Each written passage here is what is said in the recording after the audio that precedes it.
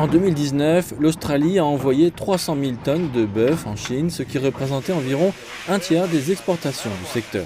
Nous sommes des fabricants inversés, nous prenons un tout, nous le désassemblons et nous vendons toutes les parties. Selon les experts, si la Chine est un marché d'exportation si précieux, c'est en partie parce qu'elle prenait de nombreux morceaux de bétail qui n'ont pas la même valeur dans d'autres pays. Un an plus tard, cette chaîne d'approvisionnement avait été fortement touchée lorsque la Chine a imposé des restrictions commerciales à certains des plus grands transformateurs australiens. Cette situation a eu un effet d'entraînement. De même, d'autres installations qui offraient des services à des clients plus petits pour transformer les produits au nom de leur marque en Chine ont également perdu cette capacité, de sorte qu'il y a eu des impacts majeurs au sein de chaque entreprise. En 2020, la Chine a imposé des restrictions commerciales et des droits de douane à plusieurs industries australiennes, touchant notamment l'orge, le charbon, les homards et le vin. Cette mesure a été considérée en partie comme une réponse à l'ancien gouvernement australien qui demandait une enquête internationale sur les origines de la Covid-19.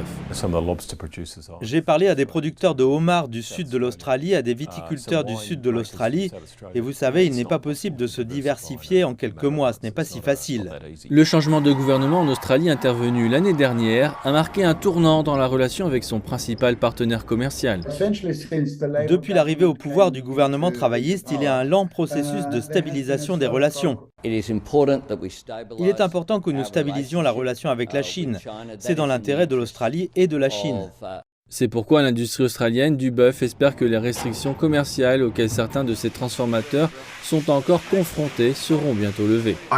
Je pense qu'il ne s'agit pas seulement de revenir à la situation antérieure. Mais il s'agit aussi, selon les experts du secteur, de continuer à développer un marché qui est d'une grande valeur.